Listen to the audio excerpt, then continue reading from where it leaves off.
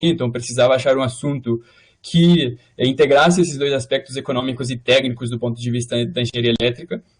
O resultado foi esse. A título de contextualização, a experiência foi excelente. O professor Roberto pediu para falar um pouco mais em detalhe, então me abriu muitos horizontes, tanto do ponto de vista profissional quanto do ponto de vista acadêmico. Acho que a metodologia de ensino é muito diferente nos dois países, então eu levei um pouco dos dois. No Brasil, eu percebi que a gente é muito de implementação, e na França eles são muito fortes tecnicamente.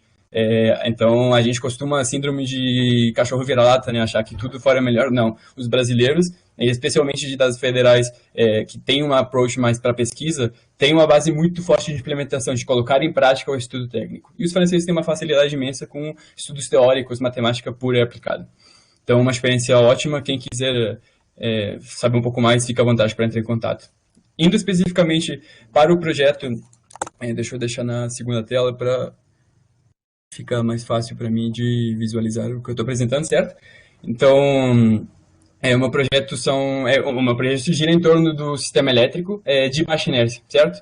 Então, é uma approach, uma perspectiva técnica, uma perspectiva regulatória e uma perspectiva econômica, certo? Do sistema elétrico de baixa frequência.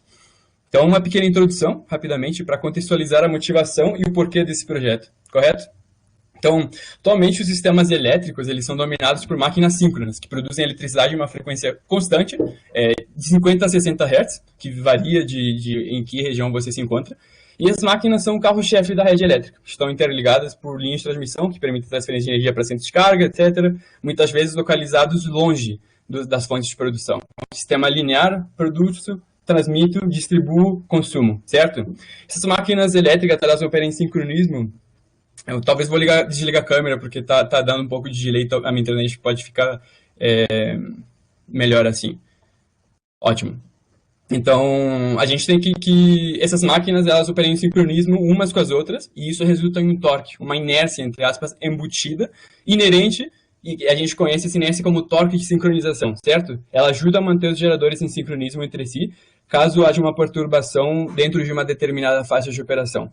E além disso, essas máquinas, devido ao campo eletromagnético interno a elas, existe um torque de amortecimento, também inerente, e esse torque ajuda a atenuar certas oscilações que podem ocorrer no sistema. Então, a estabilidade do sistema elétrico, nessas condições, é claramente definida com base em um ponto de operação que respeita todos os limites relevantes do sistema, certo? Como uma tensão e uma frequência relativamente constantes. O que a gente tem? No mundo inteiro tem uma tendência crescente de instalar mais fontes de energia renováveis nas redes elétricas existentes, certo? O objetivo principal, basicamente, é o quê? Substituir os combustíveis fósseis e usinas nucleares, por exemplo, por questões sejam ambientais ou de saúde, sendo que essas duas fontes contam com o uso de máquinas síncronas. Então, para vocês terem uma ideia quantitativa, a capacidade global instalada hoje para energia eólica e solar aumentou por um fator de 6 para a energia eólica e de 40 para a energia solar na última década, apenas nos últimos 10 anos. Certo? Então, é um aumento significante de fontes de produção que não tem a máquina síncrona inclusa. Além disso, muitos projetos offshore, se a gente vê, e onshore também, de alta tensão, estão em andamento e planejados para o futuro, e elas consistem de redes de distribuição em corrente contínua. Por exemplo, a conexão da Irlanda com o continente europeu, conexão do Reino Unido com o continente europeu se dá sempre com linhas HVDC. Então, como resultado, partes da Europa continental, da Península Ibérica, Alemanha e Dinamarca, podem ocasionalmente operar com muito poucas máquinas síncronas. Em todas as condições, a estabilidade do sistema de potência deve ser garantida, com o mesmo nível de confiabilidade que a gente consegue garantir hoje.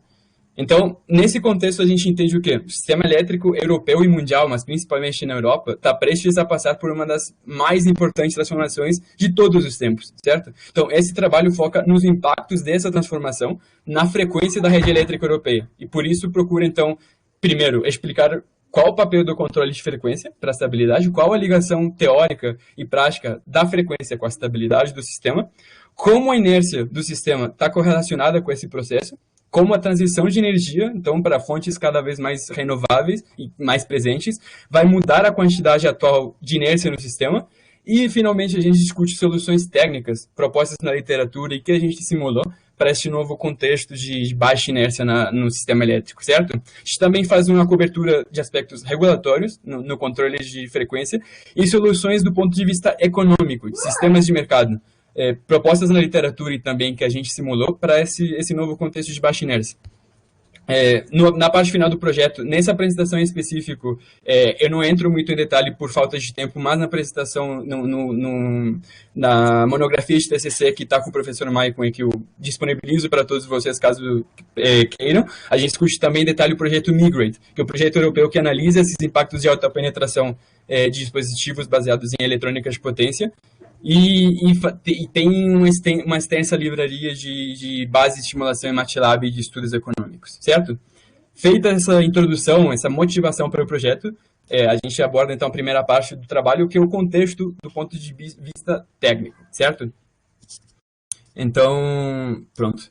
Então, a gente entende a definição que a gente usa de estabilidade para esse trabalho, para um sistema de potência, é a habilidade de um sistema de potência elétrica para uma dada condição de operação inicial de recuperar o estado de equilíbrio operacional depois de uma perturbação física, como a maioria das variáveis do sistema limitadas, de modo que todo o sistema permanece praticamente intacto. Então, essa é a definição de estabilidade. Então, para que o sistema de energia seja estável, os níveis de frequência e de tensão devem ser mantidos de uma faixa aceitável. Como eu falei, variam ao redor do mundo. Na Europa são 50 Hz, no Brasil são 60 Hz em partes da América Latina. Mas essa discrepância não causa grandes problemas, porque essas redes geralmente não estão próximas geograficamente. Então, a maioria dos equipamentos e dispositivos elétricos estão desconectados, certo? Então, não é um problema. O problema é quando esse tipo de perturbação, discrepância de frequência acontece numa rede interligada. Então, a maioria dos nossos equipamentos, dispositivos elétricos, etc., eles são projetados para funcionar numa frequência nominal. E grandes desvios podem causar grandes danos a tanto as máquinas síncronas quanto aos equipamentos conectados à rede, a sistemas de potência. Então, para entender do ponto de vista técnico essa questão, a gente vai estudar a lógica, o passo a passo, entre aspas, teórico, que leva à equação de Swing, que é a equação que estabelece a conexão entre esse desvio de potência e o desvio de frequência e a inércia. No segundo... Pronto, desculpa. Então, atualmente, a maior parte da geração de eletricidade, como eu falei, vem de alternadores síncronos, conectados à rede por linha de transmissão. Então, em geradores síncronos tradicionais, a gente tem uma relação muito simples da velocidade nominal da máquina proporcional à frequência nominal da rede, que é a equação que a gente vê no canto aqui, no canto superior, inferior esquerdo, desculpa. Os desvios sobre o nível de frequência e, consequentemente, sobre a velocidade de rotação dos geradores, eles dependem do equilíbrio de potência ativa. Então, a diferença entre a alimentação total de energia e o consumo de carga total, incluindo perdas. Então, essa relação a gente apresenta pelo princípio fundamental de dinâmica, apresentado no canto superior direito. Quando a gente multiplica essa expressão pela frequência, a gente chega numa equação em função da energia cinética, que é particularmente interessante nesse trabalho. E para a compreensão também, porque essa relação, basicamente, ela prova que para haver estabilidade de frequência, tem que haver equilíbrio constante entre a potência mecânica fornecida no eixo giratório e a potência consumida pela rede, que é igual à potência elétrica gerada nos terminais dos geradores. Aqui também é importante indicar um parâmetro alternativo e extensamente mais usado para representar a inércia, que ali eu escrevi na forma de J, certo? Esse termo é geralmente representado como uma constante de tempo de inércia, que eu vou denominar H pela definição que vocês veem no meio do lado direito da apresentação, que nada mais é do que a razão entre a energia cinética e a potência aparente, não é nominal do gerador. Para entender o que quer dizer essa constante de tempo de inércia de um ponto de vista mais intuitivo, a gente pode dizer que durante um período de tempo H, o gerador é capaz de fornecer sua potência nominal graças à energia cinética armazenada, certo? Então, quanto maior o H, por mais tempo o gerador vai poder fornecer sua potência nominal graças à energia cinética que ele já tem armazenada, certo? A gente vê no mercado um H, uma constante de tempo de inércia entre 4 e 10 segundos. Então, tendo definido essa constante e tendo associado a ela a energia cinética e a frequência do sistema, a gente chega na equação de Swing, que deixa eu passar o slide, que é a equação que vocês veem no canto esquerdo. Então, com essa equação, de novo, rigor matemático para o desenvolvimento está na monografia. Eu estou procurando economizar tempo nessa parte, mas está tudo explicado na monografia que está à disposição de vocês. Então, observando essa equação, fica clara a importância da inércia para a estabilidade do sistema, né? A gente vê que quanto mais inércia rotacional tiver conectado ao sistema, mais lentamente a frequência se desviará no caso de um desequilíbrio de energia, porque ali, naquela equação, a gente está vendo a derivada da frequência, correto? Então, consequentemente, a dinâmica de frequência mais lenta dá mais tempo para responder a falhas, o que pode ser crucial para manter a estabilidade do sistema, né? Então, uma vez que a gente tem essa importância do papel da inércia na estabilidade da frequência, fica muito mais fácil entender o problema que está sendo abordado, o que motiva esse trabalho. Porque, historicamente, a quantidade agregada de inércia rotacional pode ser considerada constante. Porque, de novo, é uma característica inerente das máquinas síncronas, que, por sua vez, são majoritariamente dominantes no sistema de produção de energia. No entanto, a gente vê que um crescente desenvolvimento de fontes de energia renováveis, esse crescente desenvolvimento representa uma maior presença de geradores conectados à rede por meio de conversores eletrônicos de potência.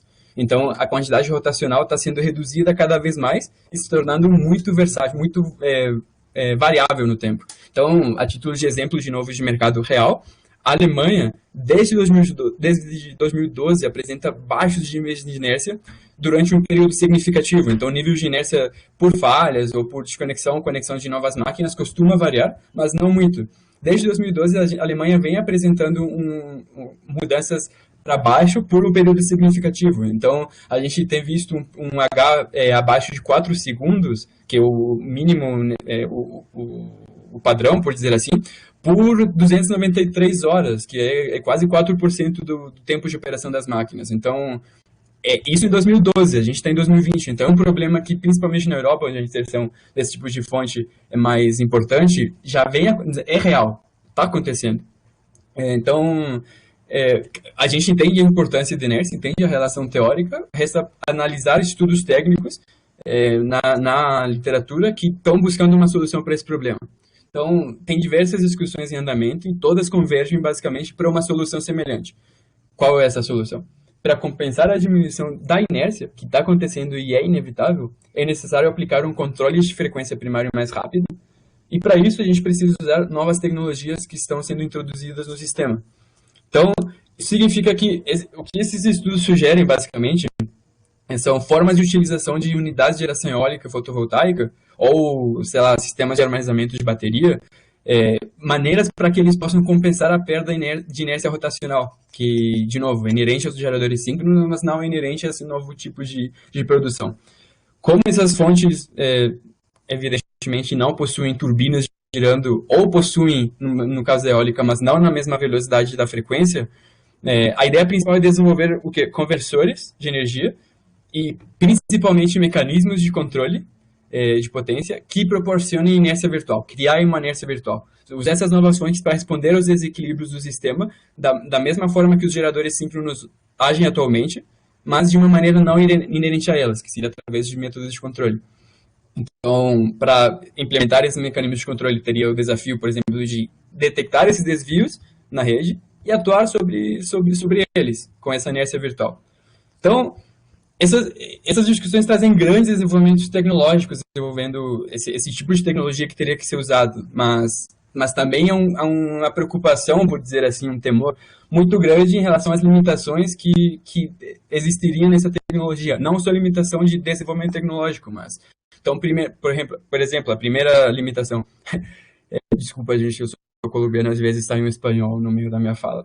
Então, limitações além do desenvolvimento tecnológico complexo. Então, a primeira é o tempo de reação, certo? Então, enquanto para as máquinas síncronas, a inércia rotacional está diretamente associada aos próprios geradores, então o tempo de reação é instantâneo, após um desequilíbrio de potência, o mecanismo de controle teria um tempo de resposta, por mais que pequeno, teria um tempo de resposta. Então, alguns operadores de sistema estão preocupados que, mesmo alguns segundos, podem ser suficientes para tornar os conversores ineficientes. Então, um dos objetivos das pesquisas que estão acontecendo é provar o quão rápido essa resposta pode ser e como fazer que funcione de maneira eficaz. Então, a primeira limitação é o tempo de resposta. A segunda é relacionada à natureza estocástica desse tipo de fonte de energia. A gente vê na geração eólica e solar uma intermitência inerente, que sempre vai trazer incertezas à capacidade de produção e, portanto, à capacidade desses tipos de geração de compensar falhas no sistema. Então, embora haja limitações, etc., o fato é que as fontes de energia renováveis têm que ser inscritas no controle de frequência, porque o processo precisa ser alterado. Então, é inevitável frear o crescimento de inserção de energia renovável, então isso precisa ser feito, certo? Um ponto muito importante também que precisa ser adicionado à discussão é que a maior presença desse tipo de fonte não síncrona também significa uma geração mais distribuída, que está conectada principalmente ao sistema de distribuição e, portanto, mais próximo do consumidor final. Então, o desenvolvimento de redes de menor escala está levando o conceito de microgrid, de microredes, e é um desafio adicional à complexidade do sistema, porque para desenvolver as microredes e assim atendendo necessidades de menor inércia, o primeiro passo é poder medir a frequência do sistema, né? Então, nesse contexto, a tecnologia mais estudada atualmente na bibliografia disponível é o Phase Lock Loop, é um PLL, que é um dispositivo eletrônico que permite medir a fase ou a frequência de entrada, e dessa forma é possível controlar a saída de fase e a frequência com base nessa entrada. Então, os sistemas de controle que estão sendo mais estudados para conectar esses novos geradores integrados ao conversor e à rede são baseadas em 3 modelos principais de operação que eu coloco do lado direito. São eles: Grid Forming, Grid Following e Grid Supporting. Todas são soluções de automação em malhas de controle. Eu vou entrar no detalhe em cada um deles de maneira bem rápida para entender do que estamos falando. Então, primeiro a gente tem na esquerda o Grid Forming, é o conversor que pode ser modelado como fonte de tensão ideal, certo? Então, com baixa impedância de saída. Então, a gente tem na entrada desse conversor as referências de frequência e de tensão, e a gente tem na saída a tensão CA correspondente às referências de entrada. Então, impondo a amplitude e a frequência na tensão da rede. Então, o forming é porque ele impõe a frequência e a tensão na saída, certo? Em segundo lugar, a gente tem o grid following, que, como o nome diz, então ele segue, ele não impõe, ele segue. É basicamente um conversor que é modelado como uma fonte de corrente, não de tensão, e como uma alta impedância de saída, que se conecta em paralelo à rede. Então, esse método de operação ele toma como entradas as potências ativa e reativa, que tem que ser entregues à rede, e tem na saída, e a saída sempre tem que estar sincronizada com os níveis de tensão e frequência que a rede está impondo. Então, nesse conversor, a gente tem outros geradores síncronos ou conversores que estão formando a rede, estão impondo os níveis de frequência e tensão, ele apenas segue e entrega a potência ativa e reativa necessária. E, finalmente, a gente tem o Grid Supporting, que é o último, e é basicamente a combinação dos dois anteriores, certo? Esse modo ele pode funcionar como uma fonte de tensão ou corrente para regular os níveis de frequência e de tensão da rede. Então, embora pela explicação assim, de modelagem que a gente acabou de apresentar, o Grid Following ele não pode impor uma frequência ao sistema, nesse estágio inicial de hoje, transição energética, onde ainda tem muitos geradores síncronos sendo usados, esse tipo de tecnologia permite que a maioria das novas fontes sejam conectadas neste modo, porque a gente ainda não tem a necessidade de impor a frequência e a tensão no sistema, certo? Então, outros geradores formarão a frequência e a tensão da rede, enquanto o conversor Grid Following permite que as fontes integradas do conversor forneçam energia de saída de acordo com as referências. Portanto, no entanto, no futuro não muito distante, com uma maior presença de fontes renováveis, a redução da geração tradicional, grande parte dessas novas tecnologias tem necessariamente que ser operada em modo grid forming, porque a gente vai passar a precisar que essas novas fontes de geração imponham os níveis de tensão e frequência na rede, certo? Um fato muito interessante que chama a atenção é que a gente pode ver que a aplicação dessas tecnologias, e particularmente do grid forming, que eu vou voltar aqui para observarem, envolve uma mudança de papéis entre a frequência e a potência no sistema de controle, certo? Então, hoje, no controle primário de frequência, o controle primário detecta a variação de frequência e ajusta a potência de entrada dos geradores síncronos conforme essa mudança, certo? Esses novos modos de operação, o grid forming em particular, fazem de alguma maneira o oposto. a sua medição vai detectar a variação de fase, e isso implica um desvio de potência. Posteriormente, a correção sobre esses geradores integrados será baseada na alteração de referência da frequência, e aí estabiliza o sistema. Então, uma inversão de papéis muito interessante que a implementação desse grid forming traria em particular. Vou voltar para o slide que a gente estava. Então, para resumir, as principais soluções técnicas para responder a futura falta de inércia estão relacionadas a sistemas de controle, basicamente. Modos de operação bem projetados, a gente espera que são capazes de imitar a reação das máquinas síncronas hoje, no caso de um desvio, proporcionando essa inércia virtual que a gente está perdendo, o que a gente precisa. Dada essa base técnica, a gente parte por uma análise e a proposta de soluções num contexto de regulação e num contexto econômico, certo? Então, para começar a discussão, a gente tem dois fatos inegáveis em relação a este assunto. Então, o primeiro fato é que a Europa, como eu falei anteriormente, já está passando por essa perda de inércia em seu sistema, certo? Nas últimas 2 décadas, a gente viu por lá uma queda, uma redução de 20% ligada ao desenvolvimento de produção renovável. Em seguida, a França, que é o país onde a gente desenvolveu o projeto, então focou nele, e o país também onde o projeto Micro está ocorrendo, tem uma previsão, está prevista para passar de 550 terawatts-hora em 2020 para 640 terawatts-hora em 2035. Naturalmente, esse aumento considera um mix mais diversificado. Basicamente, a gente está vendo na Europa o aumento da procura pela energia elétrica e, ao mesmo tempo, a diminuição da inércia. Então, é a receita para um problema. Então, a introdução de soluções se torna um requisito crucial, atual já na Europa. A gente está falando de uma margem de 10, 15 anos.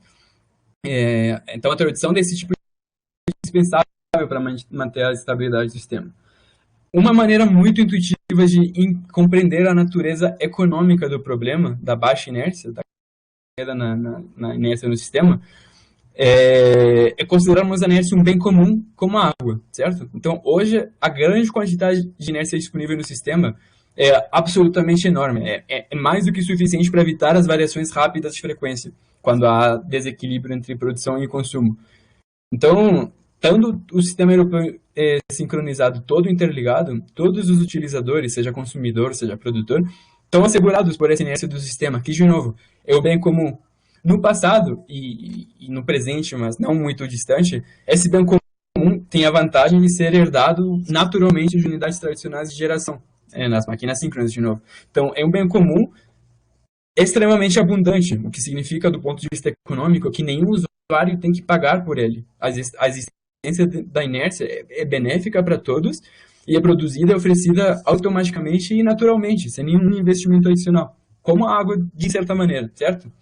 No entanto, a introdução de energias renováveis remove essa última vantagem, o fato de ela ser produzida e oferecida automaticamente e sem nenhum investimento adicional.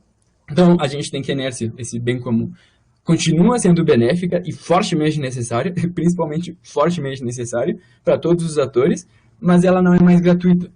Então, como que um bem comum, sendo um bem comum, todos os usuários fazem uso dela, quem é que vai pagar pela inércia, já que todos os usuários estão se beneficiando igualmente, certo? Essa é a base do problema econômico. Na literatura, a gente tem 2 opções possíveis. O primeiro, enormes soluções possíveis, mas que se baseiam em 2 approaches, em 2 colunas de pensamento. O primeiro é criar um mercado de inércia nos moldes de mercados auxiliares que já existem hoje no sistema. E o segundo é regular essas novas unidades de geração, obrigando as novas unidades a investir em sistemas de controle para criar inércia virtual, que a gente comentou anteriormente, certo? Então, o objetivo agora, então, é apresentar alguns modelos de mercado encontrados na literatura, que representam possíveis soluções de sistemas de mercado. Então, a primeira opção, aqui não ainda, para representar esse problema. Então, um dos principais papers que a gente estudou foi o que vocês veem na esquerda, Assessment of Minimum Inertial Requirements for System for Stability. Uma simulação. Basicamente, é um paper muito legal. É feita uma simulação de projetos de mercado para respostas de frequência primária. E eles fazem essa simulação levando em conta a situação irlandesa atual. Eu vou falar um pouquinho mais disso na frente, mas por que a situação irlandesa atual? Como falei anteriormente, a Irlanda é uma ilha desconectada do sistema europeu, conectada ao sistema europeu, mas essas ligações offshore se dão através de HVDC. Então, eles não têm uma ligação frequencial com o sistema europeu, eles estão, do ponto de vista frequencial, isolados do sistema europeu, e é um país que está vendo uma crescente geração distribuída. Então, o problema da baixa inércia para a Irlanda é muito mais atual que para a Europa em particular. Então, a gente tem o AirGrid, que é o Transmission System Operator da Irlanda, AirGrid é o nome, e inicialmente limitou a proporção de geração não síncrona em 2018 em 65% da capacidade de geração combinada, tá? E além disso, se afirma que pelo menos 20% de energia deve ser sempre feita com máquinas síncronas. Então, não só limita qual a capacidade de geração renovável que pode estar instalada, mas também tem um mínimo necessário de geração feito por máquinas síncronas. Mas com a evolução dessas soluções para um sistema de baixa inércia, eles estão discutindo atualmente o aumento desse limite de 65% para 75%. E uma vez que não existem incentivos de inércia nos mercados atuais, o que esse sistema propõe é a criação de um mercado de inércia, de novo, que funcionaria nos mesmos moldes dos atuais mercados de serviços auxiliares. Então, soluções bem parecidas, baseadas no mercado, sempre no mercado, são discutidas em outros estudos. Tem outro estudo que não está aqui citado, mas, de novo, está extensamente revisto e estudado na monografia. Os autores realizam uma simulação considerando, então, uma zona interligada, a capacidade X de produção, uma constante de tempo de inércia, ou H, com seu valor típico de aplicação. Eles simulam um mix de fontes de energia, incluindo carvão, nuclear, petróleo, hidráulica, etc., e, em seguida, eles definem uma proporção de energia renovável, que vai sendo adicionada para simular os diferentes cenários. Basicamente, o que a simulação mostra é que, nesse novo contexto energético, as fontes têm que ser estimuladas também para dar uma resposta primária. Então, o que isso significa? O benefício mútuo desse bem comum não é suficiente para que a parte da geração sozinha pague por todo o novo sistema de controle. Por todo o novo sistema, desculpa. Então, mesmo em caso de um desvio importante, o que aconteceu nessa simulação é que cada zona de controle teria que manter suas interconexões com as microgrids, desde que a operação segura desse próprio sistema não seja comprometida. Tendo analisado as opções de mercado, então a gente passa para o segundo principal estudo que a gente levou em consideração, é o estudo da direita, o Control of Power Converters in AC Microgrids. Basicamente, os incentivos que eles consideram duas opções, a opção que a gente já considerou, um pouco das duas opções que a gente já considerou. Então, estratégias de regulação e mecanismos de mercado. A opção regulatória, o que ela faria? Ela exigiria um nível mínimo de controle de frequência primária para os geradores. E o que o artigo traz, ele dá mais um exemplo real do Quebec, onde hoje em dia já as unidades de produção não síncronas, elas são obrigadas a ter sistemas de controle de inércia virtual. Hoje, de novo. Então, por outro lado, a discussão de uma solução de mercado nesse estudo é baseada no fato de que cada unidade de geração vai ter custos e capacidades diferentes, certo? Para introduzir essa resposta de inércia virtual. Então, isso dá lugar a uma discussão muito importante, é que será que a inércia vai ter valor de mercado suficiente para justificar todos esses custos administrativos e técnicos envolvidos no funcionamento de tal mercado? Porque o maior perigo desse cenário é que custos de implementação da inércia virtual for muito alto, você acaba desincentivando o mercado a fazer essa migração para a energia renovável, que também é muito necessária. Então, esse segundo estudo, ele mostra a regulação centralizada como uma possibilidade mais adequada, certo? Então, regras obrigatórias de inércia mínima aplicadas à geração não síncrona, como uma maneira de não desincentivar a inserção de fontes renováveis, caso o custo inerente dessa inércia não seja suficiente. Com isso terminamos o contexto econômico e de regulação, e a gente passa a falar do projeto Migrid, que eu comentei mais cedo. Então, o que quer dizer Migrid? É Massive Integration of Power Electronic Devices. Basicamente, é um União Europeia, em parceria com diversos países, laboratórios e universidades, cujo objetivo é basicamente analisar os impactos da alta penetração que dispositivos de controle de eletrônica de potência estão... refraseando. Eles estudam os impactos da alta penetração desses dispositivos, baseados em conversores eletrônicos de potência, na estabilidade do sistema de transmissão interligado da Europa. Então, eu não diria que a gente corre em paralelo nos assuntos e o nosso objetivo final converge, certo? Porque a gente estuda o impacto da baixa frequência, da baixa inércia no sistema elétrico interconectado europeu e propõe como solução a inserção de dispositivos conversores eletrônicos de potência para criar essa inércia virtual, certo? E o que esse estudo faz é estudar a inserção, o impacto dessa inserção na estabilidade do sistema. Então, a gente converge no objetivo final. E além das estratégias de controle que estão sendo projetadas, simuladas ao longo desse projeto que está explicado na monografia, esse projeto visa testar soluções em sistemas reais de potência. Então, eles têm as redes da Escócia e da Islândia, de novo, pelos fatores que eu mencionei anteriormente, para usar para fazer simulações reais e não só virtuais. Então, com os resultados desse projeto começarem a ser publicados, esse trabalho deve suas simulações com base nos livráveis, em parte do projeto do Migrate. O projeto Migrate é um projeto extremamente denso, então essa discussão, a discussão que eu vou mostrar aqui resumidamente que a monografia foca, basicamente foca especificamente em uma das configurações de rede possíveis, e mais adiante eu explico em específico as principais estratégias de controle, insights que temos no modelo, mas por hora é interessante focar na base do modelo, que é o que eu estou apresentando ali. Então, na figura que vocês estão vendo na tela, um overview geral do modelo do Simulink que o projeto Migrate usa para todas as simulações. Então, tem basicamente 4 estágios que constituem esse controle. 3. O primeiro é o amarelo, o segundo a junção do verde e do laranja, e o terceiro é o vermelhinho ali no final.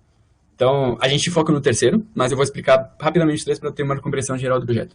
Então, o primeiro é bem banal, estratégias estágios de linearização para fornecer sinais de modulação.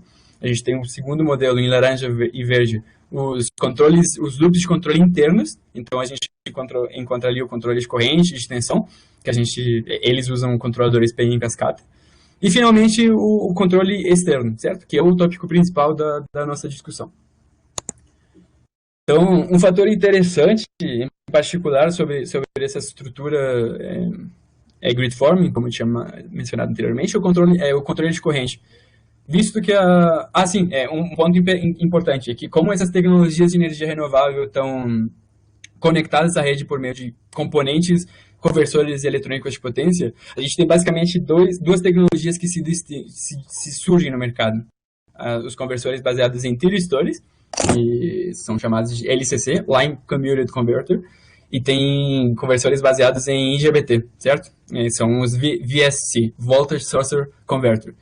O projeto Migrate e o nosso projeto estão focados no segundo, nos conversores baseados em porque eles representam a tecnologia amplamente dominante em todo o sistema europeu, certo? Então, uma particularidade dessas VSC, desculpa, de novo, Voltage Source Converter, é que no formato grid forming, eles requerem proteção de sobrecorrente, porque eles estão atuando como fonte de tensão. Então, uma solução é usar o controle de corrente híbrido. Vou pular a explicação da impedância virtual e da saturação de corrente, porque esse modelo híbrido é a fusão delas duas. Se tiverem curiosidade, mais uma vez, na monografia, está tudo explicado. E o que esse modelo faz é fusionar os benefícios dos dois métodos, né? Do método de impedância virtual e a saturação de corrente. Então, isso com o objetivo de manter a boa limitação transitória de corrente, que a saturação, o método de saturação de corrente nos dá, e também manter a controlabilidade da tensão depois do primeiro transiente, que é o benefício da impedância virtual. Eu apresento porque é muito didático e importante para entender a dinâmica posterior da simulação. O algoritmo que essa operação nos deixa, então são 3 eventos que veremos em simulação e que procedem da seguinte forma. A gente estabelece, então, uma corrente máxima, uma corrente definida por nós para passar o nível de controle de saturação e uma corrente máxima quando a gente passa a operar numa impedância virtual. A corrente de saturação vai ser maior da corrente... A corrente que ativa o modelo de saturação é maior do que a corrente que ativa o método de impedância virtual. Então, no primeiro momento, a gente tem como essa corrente aqui é menor, então esse é o primeiro modelo a ser ativado. A gente ativa ele por primeira vez quando ocorre uma sobrecorrente, certo? No segundo momento, se a corrente continua aumentando e atinge a corrente de saturação, que está definida aqui, a gente passa a agir e limita a corrente Imax VI por um período definido, também em simulação, que a gente vai chamar nas simulações de TD. No terceiro momento, a referência de corrente é diminuída de novo, então para VI, e assim que a corrente cair para baixo de I7, o método de saturação é desabilitado, e a gente passa de novo para o controle de VI. E finalmente, se a corrente retorna abaixo do valor nominal, o VI é desabilitado, a gente retorna à operação normal. Nessa segunda tela, a gente resume a boa limitação de corrente transiente e a controlabilidade da tensão depois do primeiro transiente, resultante da implementação e simulação desse modelo híbrido de controle de corrente, de limitação de corrente, para proteger os nossos grid formings. E também descreve as etapas anteriores do algoritmo. Então, está ali Step 1, Step 2 e Step 3, são os 3 momentos apresentados no algoritmo. Quando a gente implementa esse método, o sistema mantém uma boa limitação de corrente, por causa da saturação de corrente, mantém um ótimo controle de tensão depois do transiente, por causa da impedância virtual. E, então, a princípio, a VSC, a Virtual Source Converter, atua como conversor de energia da rede, para ter uma limitação estrita de corrente, e em seguida ela reveste para o modo de grid forming com a impedância de saída aumentada. Então, isso também é um insight interessante. Com base nessa operação, a gente poderia supor que o comportamento para quando haja ilhamento de redes, quando por alguma desconexão, alguma pane, uma parte da rede interconectada europeia fica isolada, o comportamento seria diferente, em função da presença dessas VSC e dessa proteção de corrente. Isso um pouco para entender o modelo, entender mais ou menos o comportamento dele, e a gente parte agora, de fato, para o estudo de caso, porque é a história que a gente fez para o nosso projeto, nos baseando nos modelos de simulação do projeto Migrate. Então, a gente usou esse modelo para extrair, a gente se baseou nesse modelo e fez modificações para adaptar para o nosso problema, basicamente para extrair informações úteis para o trabalho. Então, o tempo de compensação crítico, que era uma das limitações que eu tinha mencionado anteriormente, o ângulo interno desses conversores comparado ao que seria uma máquina síncrona, e principalmente configurações que buscam melhorar a operação desses conversores grid-forming.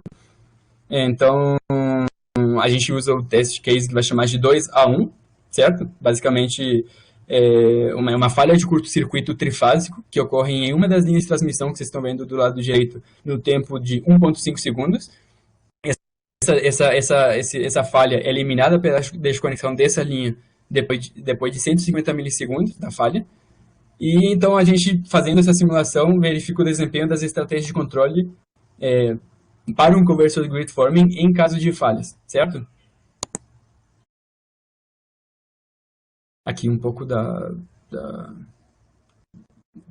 acho que eu estou 10 minutos a 40, então acho que eu vou falar um pouco aqui um pouco dos projetos das estruturas de simulação de Simulink.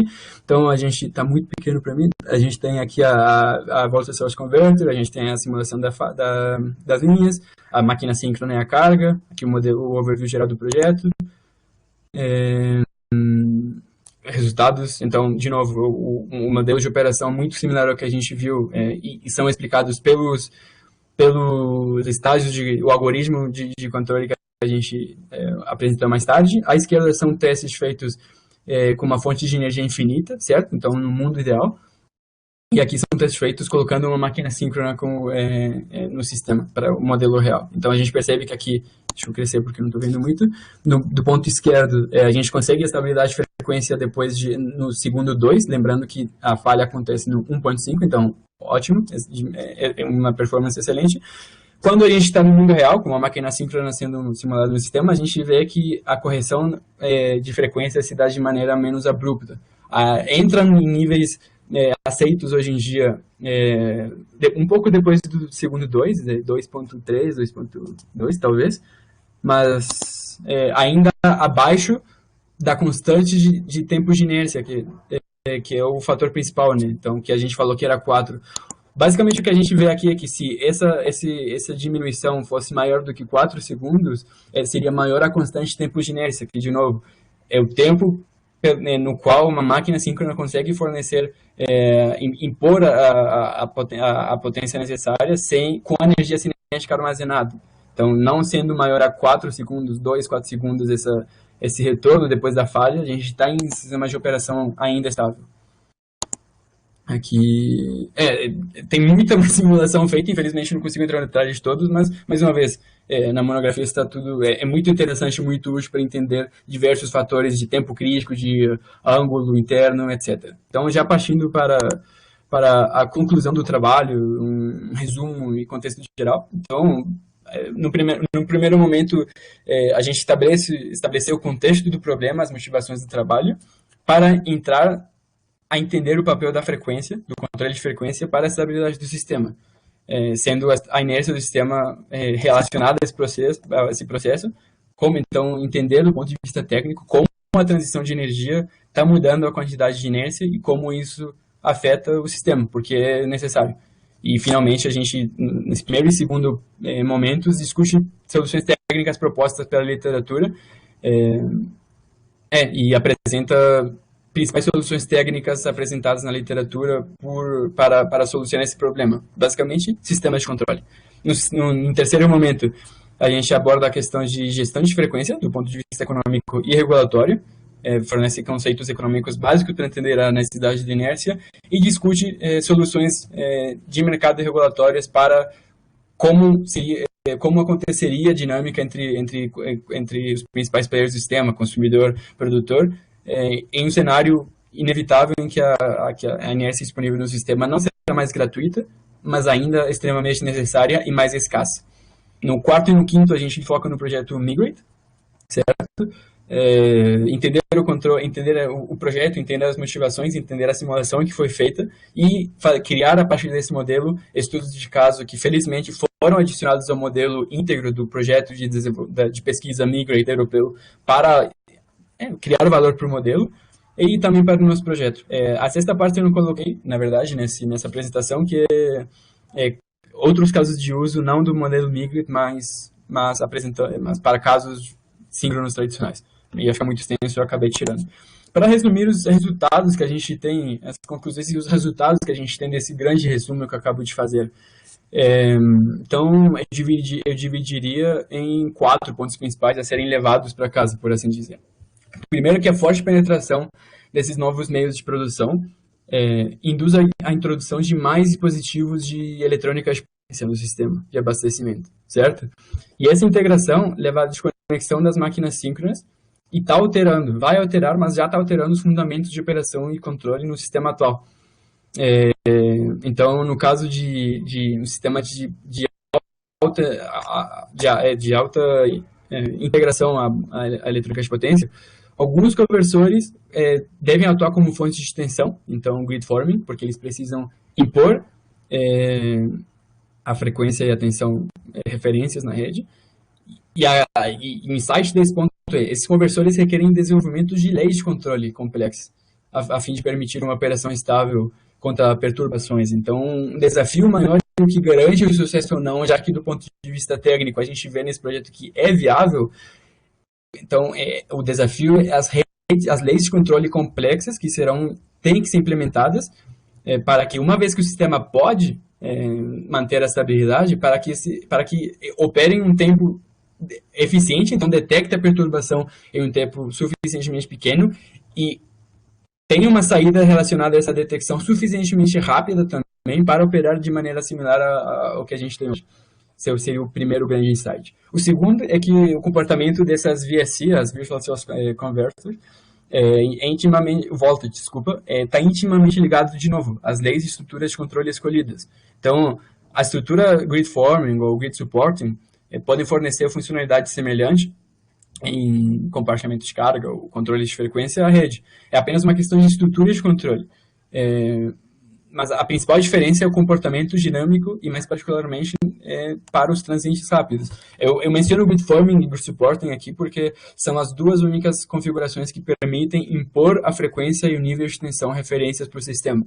De novo, o Grid Following seria uma alternativa hoje, mas inevitavelmente, em algum dia vamos chegar em um sistema elétrico composto onde as fontes de geração síncrona não serão suficientes para impor a sua frequência à rede. Então, o futuro, ao longo prazo, hoje está na Grid Forming e nas estruturas de Grid Forming e Grid Supporting. Então, estruturas de controle escolhidas são extremamente importantes. O terceiro insight é que essas VSC, no formato Grid Forming, elas precisam de uma proteção de sobrecorrente, porque atuam como fonte de tensão.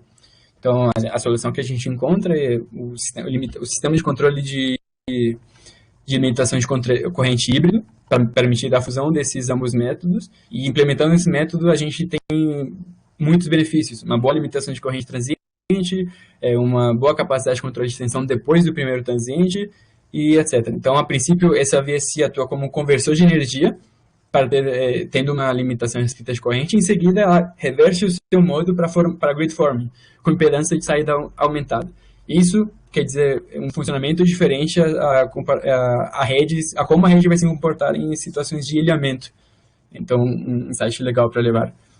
E o último, na verdade eu falei 4, mas acho que pelo que eu abordei nessa apresentação, eu prefiro ficar nessas 3 principais.